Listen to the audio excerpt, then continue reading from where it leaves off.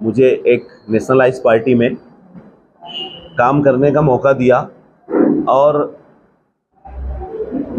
मुझे अल्पसंख्यक के अंदर जो पद दिया गया है, मैं इंशाअल्लाह उसके ऊपर पूरी ईमानदारी से काम करूंगा और जितने हमारे अल्पसंख्यक के लिए काम है वो काम इंशाअल्लाह पूरी ज़ोर शोर से, पूरी ताकत से ये हम लोग बड़े लीडरों के पास उसके आवाज़ उठाने का इंशाअल्लाह काम करेंगे और कांग्रेस पार्टी को मालेगांव शहर में और एतराफ़ में इसको मजबूत करने का काम करेंगे इंशाअल्लाह।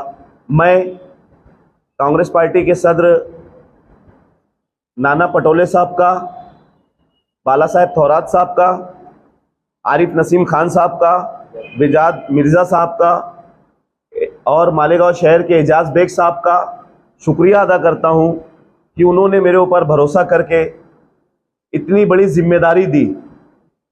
मैं मालेगांव कांग्रेस पार्टी के सभी वर्किंग कमेटी के जिम्मेदारान का भी शुक्रिया अदा करता कि उन लोगों ने मालेगांव शहर से जो मेरी रिपोर्टिंग की कि एक सोशल वर्कर जो मालेगांव शहर में लोगों की खिदमत अंजाम देता है, ये आदमी को ये पद मिलना चाहिए, इसके बारे में मैं कांग्रेस का पार्टी की वर्किंग कमेटी का और सभी पदाधिकारियों का शुक्रिया अदा करता हूं। मैं इंशाअल्लाह पूरी कोशिश करूंगा कि आप लोगों ने जिस तरीके का मेरे ऊपर भरोसा किया उस तरीके से मैं पूरा खरा उतरूं इंशाअल्लाह। पूरी टीम के साथ महाराष्ट्र भर में मुझे जहां जहां जिम्मेदारी दी जाएगी मैं इंशाअल्लाह वहां जाकर कांग्रेस पार्टी को मजबूत करने का काम करूंगा। कि आप जब भी कोई आवाज उठाने के लिए जाता है तो उसके ऊपर हमला हो जाता है, तो हर आदमी यहाँ पर डरा हुआ है, सहमा हुआ है, लेकिन अब हमको उससे बड़ी जिम्मेदारी मिली इंशाअल्लाह। प्रतिनिधि रहने के बाद सिविल हॉस्पिटल में काम किया है, वो काम पहले अभी आप लोग को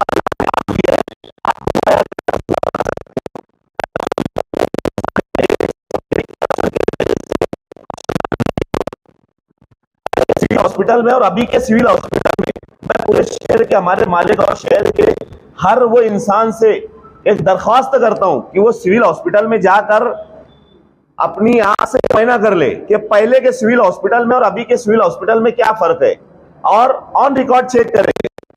आदमी के चिल्लाने से या आदमी के बोलने से कोई फर्क नहीं पड़ता। कागज बोलता है कि पहले कितनी होती है। अगर 100 में से तुमने काम अच्छे करे और एक काम अगर तुम्हारे से कुछ गलत हो गया तो एक काम के लिए हमारे शहर के लोगों का मिजाज कुछ लोग बनाकर वो उनके 99 कामों को खराब कर देते हैं। तो हमने काम किया और हमारे अंदर भी खामियां हैं, ऐसे नहीं कि नहीं है। हर इंसान के अंदर खामी है, इसीलिए वो इंसान बना है। तो अगर उसने 99 काम अच्छा किया है तो उसके 99 काम की सराहना करो, एक काम के पीछे मत लगो। मुफ्ती साहब का साथ छोड़ने की वजह यह है कि मुफ्ती साहब को हमने 12 कहा कि साहब मालेगांव शहर के लोगों ने हमारे ऊपर भरोसा किया है, हमको मालेगांव शहर को 5 साल पूरा काम बताना है, लेकिन कहीं ना कहीं हम लोग उसके अंदर काम बताने में नाकाम हुए। और मालेगांव शहर हमारा एक ऐसा शहर है कि मस्जिदों मीनारों का शहर होने के बावजूद हम लोग पूरे हिंदुस्तान में शायद सबसे पिछड़ा हुआ शहर हमारा मालेगांव माना जाता है। हमारे यहाँ कचरों का अंबार है, हमारे यहाँ सड़कें खराब है, हमारे यहाँ तालीम की बहुत सारी कमियां है। हमारी स्कूलें, प्राइमरी स्कूलों की हालत हम देख सकते हैं कि प्राइमरी स्कूलों की छतें जो बच्चे बैठते हैं उनके ऊपर गिर जाती है। कोई भी नज्म हमारे शहर में सही नहीं है। यहाँ तक कि हम लोग नदी के इस पार से नदी के उस पार चले जाए तो हम लोग 100 साल पीछे है, नदी के उस पार से हम लोग 100 साल पीछे है। हमारे लीडरों ने जिस तरीके से आवाज उठाना चाहिए अवाम के लिए, तो हम लोग अवाम के लिए कम आवाज उठाते और एक दूसरे के ऊपर टिप्पणियां ज्यादा करते कि फला लीडर ने ये नहीं किया, फला लीडर वो कर रहा है और फला लीडर ये कर रहा है। तो एक दूसरे के खिलाफ बोलने से ज्यादा कि हम लोग अवाम को काम करके बताए। 2 काम 4 काम कर देने से शहर का काम नहीं होने वाला। हमारा शहर बहुत ज्यादा पीछे है।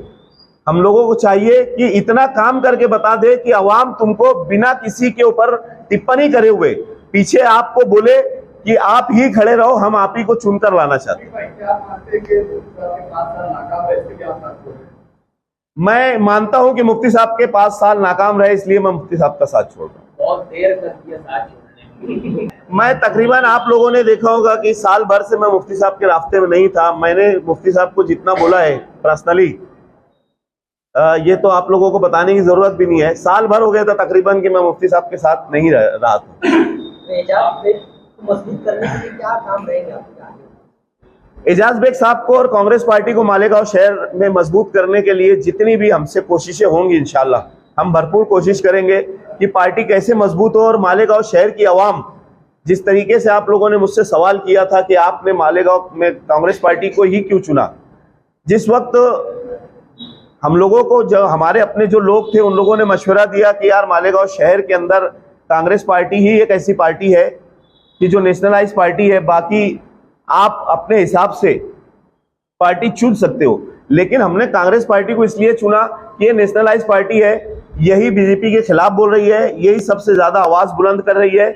और मालेगांव की आवाम भी यही चाहती कि इससे पहले जो 1,98,000 वोट उन्होंने शोभाताई बच्चाओं को दिया, मालेगांव शहर की आवाम एक तरफा वोट डालकर उन्होंने ये अपना मकसद बता दिया कि हम मोदी के खिलाफ है, बीजेपी के खिलाफ है।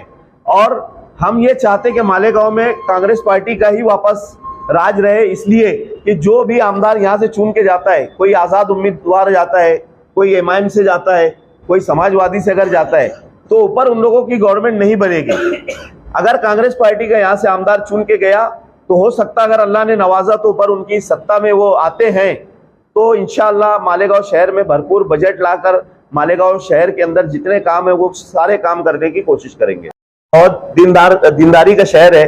और अगर इकाई अल्हम्दुलिल्लाह जैसे पीछे आप लोगों ने किए थे, अगर वैसे ही इकाई किए तो हो सकता है कि हमारा शहर तरक्की की राह पर रहेगा। आपने जो सवाल मुझसे किया मैं उसका जवाब आप लोगों को दे दूं कि मालेगांव से मुझे 411 वोट मिली है।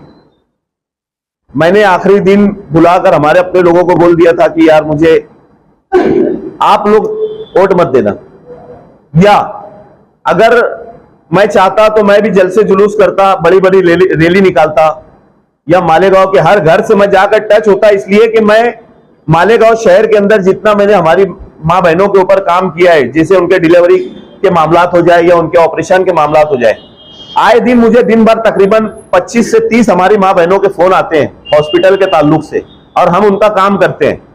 तो मैं चाहता अगर उनके घर घर जाता तो मैं किसी को हराने का काम करता या मैं मालेगांव शहर से भरपूर वोट लेकर जाता, लेकिन मैंने वो काम नहीं किया। उसके अलावा मैंने जितना भी काम किया है जाकर देहातों में किया है, मेरे पास सब रिकॉर्ड मौजूद है वीडियोस के जरिए। मैंने जो वोट ली है, अगर ये वोट मैं नहीं लेता तो ये शोभाताई को हराने का काम होता था, कांग्रेस पार्टी के उम्मीदवार को हराने का काम होता था। मेरी अपनी वोट आप लोग देख लो, मैंने जो देहात से, बागलान से, धुलिये से, सिंखेड़े से जो वोटें ली है, ये कहीं ना कहीं मैंने हमारे अपने बिरादरान वतन की वोट ली है।